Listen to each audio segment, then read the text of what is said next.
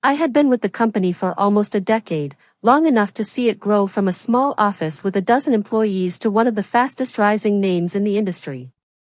I wasn't the loudest person in the room, but I was dependable, the kind of employee who stayed late to finish reports, corrected mistakes quietly, and trained new hires without asking for recognition. My loyalty wasn't a question, my results spoke for themselves. When the invitations went out for the company's 10th anniversary celebration, I was excited. It wasn't just about a party, it was supposed to be a milestone, a reminder of how far we had come and what we had built together. The board had recently appointed a new managing director, someone parachuted in from another firm. He hadn't been around long enough to understand how this company really worked, but he carried himself with an inflated sense of authority. For weeks, I had noticed the way he talked down to longtime staff, dismissing experience as if it were a liability. Still, I never expected what would unfold that night. The ballroom was packed with employees, old faces who had been there since the beginning and newer recruits who had only joined in the past year. Everyone was buzzing with anticipation. We had heard rumors of promotions, bonuses, and recognition for long-serving staff. For once, I thought, the people who had sacrificed weekends, endured impossible deadlines, and kept the company afloat during lean years would finally be acknowledged. The new MD took the stage with a broad, practiced smile. He raised his glass, thanking everyone for their contribution. His tone was polished, the kind that made him sound inspirational even when he wasn't saying anything meaningful. Applause filled the room as he began announcing promotions. One by one, names were called. My colleagues beamed with pride as they walked up to the stage. Some received higher titles, others were granted generous bonuses. The room was alive with cheers, clinking glasses, and congratulatory hugs. Then he paused. He glanced at me, and for a moment, I thought my name might finally be called. Instead, his smile sharpened. And while we celebrate growth tonight, he said, we must also make difficult decisions for the future. Not everyone fits into the vision this company is moving toward. Unfortunately, his eyes locked on me. We have decided to terminate the employment of our long-serving staff member, effective immediately. The room went silent. At first, I thought I had misheard. Terminate? Here? In front of everyone? But the smirk on his face confirmed it. He had just fired me. Publicly. At the anniversary party. A nervous laugh broke out from someone in the crowd, thinking it might be a bad joke. But the MD doubled down. He spoke of fresh leadership, new direction, and aligning the team with innovation. Each word felt like a dagger, meant to humiliate me in front of colleagues I had trained, supported, and in some cases, saved from failure. I could feel dozens of eyes on me, some filled with pity, others with confusion. A few avoided looking at me at all, afraid that sympathy might put their own jobs at risk. My throat tightened, but I refused to give him the satisfaction of seeing me break. I stood still, holding my glass, my face unreadable. He moved on quickly, as if firing me was just another bullet point in his speech. Laughter returned, though it was forced. Applause followed, though it was weaker. And in that moment, I realized exactly what he had done. He had used the celebration as a stage to erase me. But what he didn't know was that my story wasn't ending here. Because 20 minutes later, someone else was going to walk through those doors, someone with the power to undo every single word he had just spoken. Those 20 minutes stretched like hours. The MD carried himself as if he had won. He shook hands, posed for pictures, and congratulated those he had rewarded. But no matter how much he smiled, the silence in the room betrayed him. Everyone was polite on the surface, but beneath it, shock lingered. They had just watched him fire me, not in a meeting, not in private, but in front of the entire company during its anniversary celebration. It wasn't business, it was humiliation. He thought he had made a statement, out with the old, in with the new. But he had miscalculated something critical. He didn't understand who truly held influence here. The founder. When the doors finally opened, the atmosphere shifted instantly. Every whisper stopped. Every glance turned. The man who had built this company from nothing walked in with the authority of someone who didn't need to raise his voice to be heard. The MD rushed forward, all false enthusiasm. "Sir, what a surprise," he said, clasping his hands together. "We've had a remarkable evening. Announcements, promotions, forward-looking strategies. You'll be very pleased with how we're setting the company's direction." The founder gave him a brief nod but said nothing. His gaze scanned the crowd, landing on me almost immediately. He didn't look confused, he looked concerned. He saw the space around me, the hesitation in the staff, the unease on their faces. He asked only one question. "Why is she standing alone?" The MD froze for a fraction of a second before responding. "We made a leadership call. Some roles no longer fit the company's vision. Tough choices are part of growth, but it was necessary. We're moving forward." The founder's expression didn't change. His silence made the MD rush to justify himself. "She's been here for years, yes," the MD continued, "but sometimes loyalty isn't enough. The future requires adaptability. Fresh direction. I took the step for the good of the company." The founder looked back at me. He studied me, not like someone seeing an employee, but like someone assessing truth without a single word being spoken. His eyes lingered, then returned to the MD. "Bold decisions," the founder said evenly. "And you thought the right stage for this was tonight?" The MD laughed lightly, though it rang hollow. "Transparency is important. Employees respect strength. They see leadership when it makes hard calls." The timing was deliberate. The founder didn't answer. His silence made the MD restless. He tried to pivot. "You'll see," the MD said, voice tightening, "our people are excited. Morale is strong. They understand the vision. Tonight was about showing them the future." The founder finally looked away from me and scanned the room. Dozens of employees avoided his gaze. Some looked down at their glasses. Others stared straight ahead, stiff, as if any reaction might be dangerous. Not one person spoke. That silence said more than words. The founder had been with these people for a decade. He knew their expressions. He read their unease like a book. His eyes narrowed slightly, then he asked the question the MD wasn't ready for. "Tell me," he said, "what exactly did she do to justify this decision?" The MD's throat tightened. He tried to laugh it off. "It's not about mistakes. It's about alignment. About vision. She's competent, but we need agility, speed, disruption. This company has to evolve." The founder leaned closer. "So no misconduct. No performance failure. Just your opinion of alignment." The MD bristled, his confidence shaken but not destroyed. "Correct. Leadership requires choices others may not understand. My responsibility is the future, not sentiment." The founder straightened, his eyes locked on him.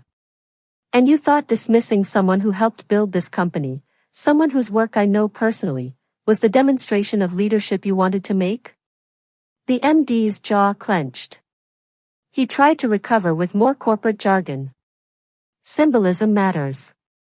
Removing the old shows commitment to the new. It sends a message.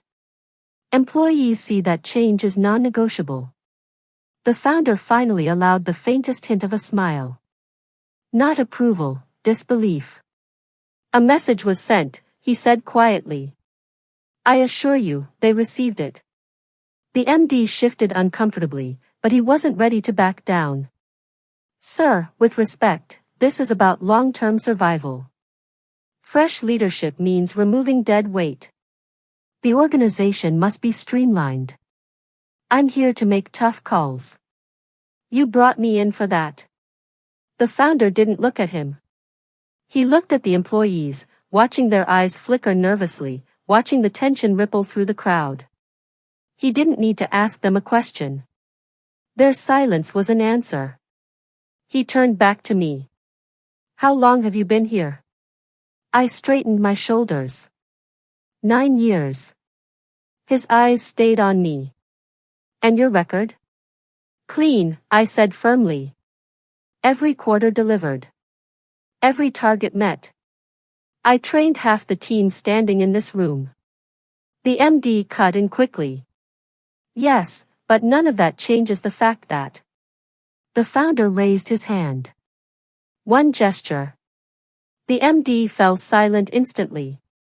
You talk about vision, the founder said to him, but vision without respect destroys culture. You talk about change, but change built on arrogance collapses faster than the past you reject. You stood in front of my people and called humiliation leadership. The MD's voice rose in defense. It was necessary. She represents the past. I represent the future. The company must move forward. The founder's voice sharpened, but he didn't raise it. Forward doesn't mean cutting the legs from the people who carried you here. Forward doesn't mean rewriting loyalty as weakness. Forward doesn't mean discarding the foundation because you prefer the spotlight. The MD's composure cracked.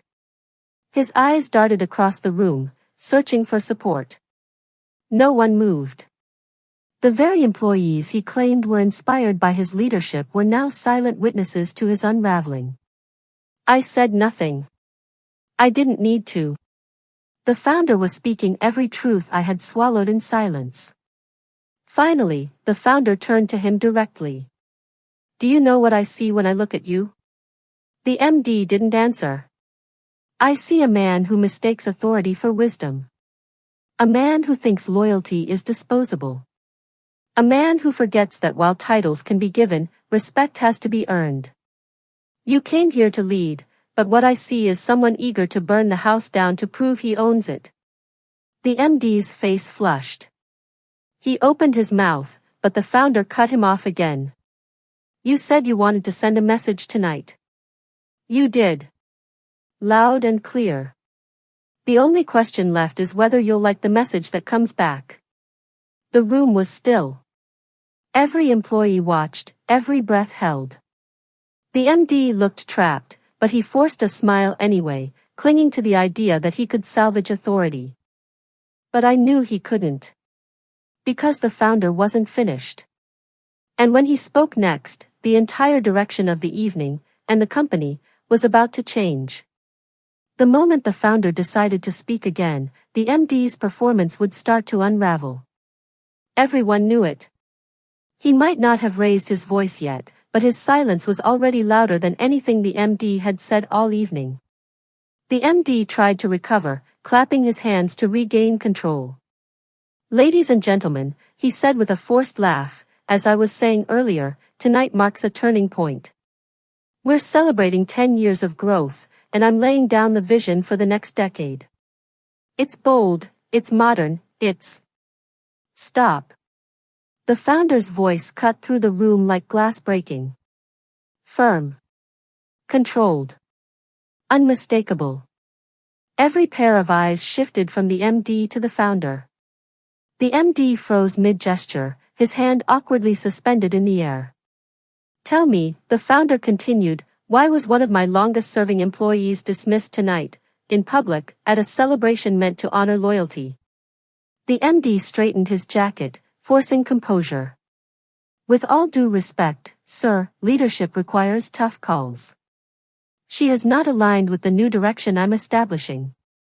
I believe in rewarding those who adapt, those who innovate. It was nothing personal. Merely business. Nothing personal. The founder's eyes narrowed. You humiliated her in front of the people she's worked alongside for years. You announced promotions and bonuses for others and stripped her of dignity in the same breath. That is not leadership. That is arrogance. The MD flinched, but he wasn't ready to concede. Sir, the company must evolve. Sentiment can't dictate progress. We can't be chained to the past. She represents the old ways. The staff need to see we are decisive. The founder's voice dropped, calm but heavy.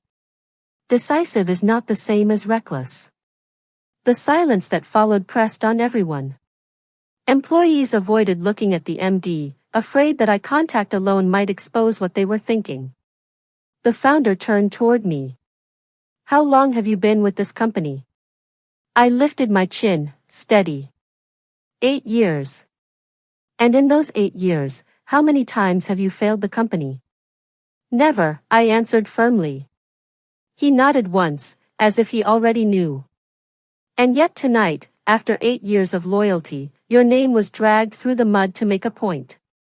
He shifted his gaze back to the MD. Is that your idea of motivating people? The MD's voice cracked slightly as he tried to regain ground. Sir, I assure you, morale is strong. They understand my vision. They respect tough leadership. If anything, this proves I'm not afraid to act. But a low murmur rippled through the employees. For the first time, the staff weren't silent. The founder heard it. The MD heard it too, and his face tightened. The founder lifted his hand, silencing the whispers.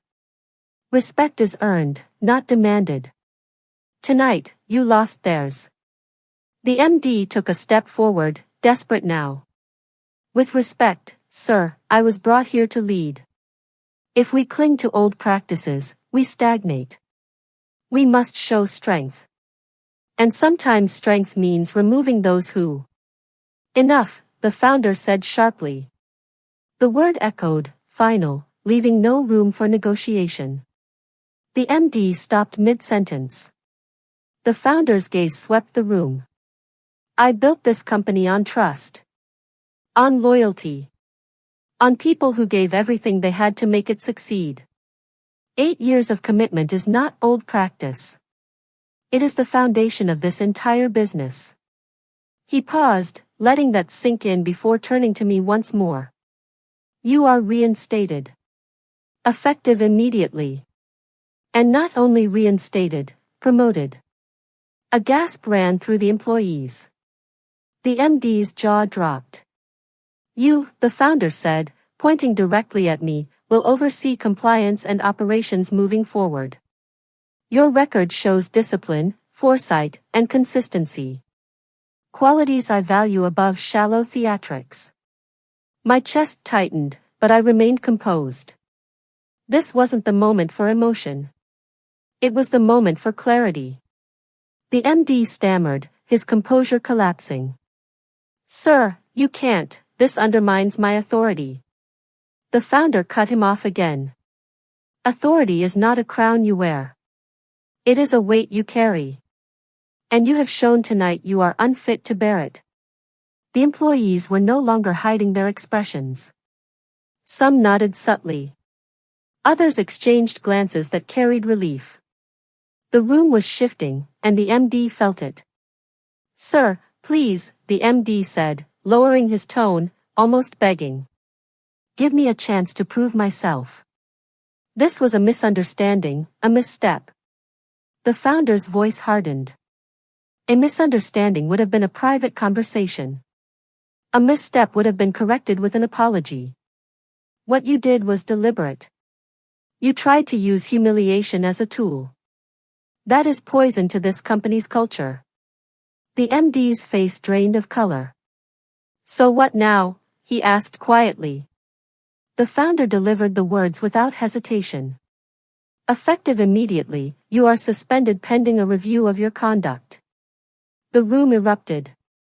Not with noise, but with the sheer weight of disbelief. The employees looked stunned, almost afraid to move. The MD's mouth opened, but no words came. He had walked into the evening as the center of attention, the self-proclaimed architect of the company's future. And now, in less than 20 minutes, the ground beneath him had collapsed. The founder turned to the employees. This company is not about egos. It is not about theatrics.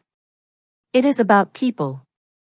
And tonight, I was reminded that people notice when arrogance tries to overshadow loyalty. That will not happen under my watch. The employees broke into applause, not loud, not chaotic, but steady and resolute. It wasn't just for me. It was for the principle that had just been defended. I stood there, silent, letting the moment settle. The MD stumbled backward, his face pale, his voice lost. For once, he had no speech prepared. And as the applause carried through the room, I realized something important. This wasn't just a reversal. It was the beginning of a much bigger shift. The founder had not only reinstated me, he had dismantled the MD's authority in front of everyone. The promotions, the bonuses, the announcements, all of it was now under question. Because when a leader falls in public, nothing they said before holds power anymore. And the MD knew it. This was no longer his stage. The applause faded, but the weight of the moment did not. The MD stood frozen, his authority shattered, his future uncertain. He had walked in with swagger, but now every step he took seemed unsteady, as though the floor itself had turned against him.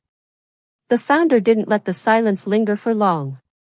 He turned to the employees and said, "What happened here tonight is not who we are. If you ever feel leadership is abusing its power, I want you to remember this moment. Loyalty matters. Integrity matters. People matter." The employees nodded, some openly relieved, others still stunned. The message was clear: this company would not be ruled by arrogance. The MD finally tried to salvage something. His voice cracked as he said, "Sir, with respect, if you undermine me like this, it will send the wrong signal to our clients and competitors. They will see weakness." The founder's reply was swift. "The only weakness on display tonight was yours. Clients respect strength built on vision and unity, not on ego and fear. And as for competitors, they'll know this company does not tolerate incompetence, at any level." The MD swallowed hard, realizing the founder wasn't negotiating. Still, desperation drove him to speak again. "Please. Give me one more chance. I can prove my loyalty, I can." The founder cut him off. Loyalty isn't proven by begging after the damage is done. Loyalty is proven by actions before the crisis. And tonight, your actions spoke volumes. The MD had no response. His shoulders sagged.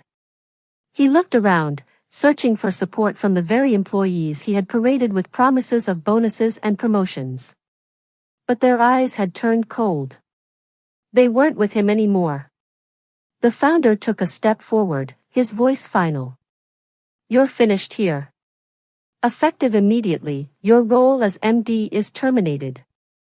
Security will escort you out. Your record will be reviewed for any further misconduct." The room went silent. Terminated. The very word the MD had used to humiliate me 20 minutes earlier was now his own fate. The MD's lips parted as if to argue, but nothing came out. His body stiffened, his face drained of color, and for the first time all night, he looked small, stripped of the power he thought he owned. "Leave," the founder ordered. Two members of security stepped forward. The MD hesitated, then turned, each step heavier than the last. No applause followed him. No sympathy trailed behind him. His exit was a collapse, not a departure. When the doors closed behind him, the founder faced the employees once more. "Remember this night," he said firmly. "This company is not led by fear. It is built by those who stay true even when it's difficult. And those who try to poison that culture will not last." Then his gaze shifted to me. "You," he said clearly, "stood tall even when humiliated. You didn't break. You didn't lash out. That composure is what real leadership looks like. From this moment on, you are not just reinstated, you are appointed as head of strategy and operations. You will have direct access to me.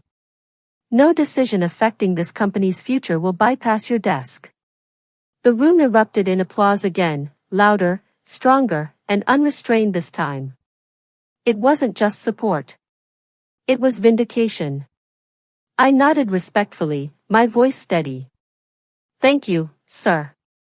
I won't forget what this means. The founder gave a small nod in return. I know you won't. That's why you've earned it. As the applause echoed, I glanced around the room. Faces that had once looked away in silence were now turned toward me with respect. The humiliation the MD had tried to paint me with had been erased, and in its place was something far stronger. The founder raised his hand for silence one last time. Tonight was meant to celebrate 10 years. Let it instead mark the beginning of the next 10. A decade that will be built not on arrogance, but on integrity. A decade that belongs to those who give, not those who take. The employees cheered, some even standing to clap. It wasn't just celebration anymore, it was a declaration. And in that moment, I realized something profound. The MD thought he could define my story by ending it. But instead, his downfall became the turning point of mine. He had wanted to humiliate me. Instead, he exposed himself. He had tried to strip me of power. Instead, he handed it to me. And while he walked out in silence, I stood where he had stood minutes earlier, only now, the applause was mine. This was no longer just the anniversary of the company. It was the anniversary of my rise. And the moment the founder left the stage, I knew one thing for certain. The MD would be forgotten. But this night, this reversal, would be remembered forever.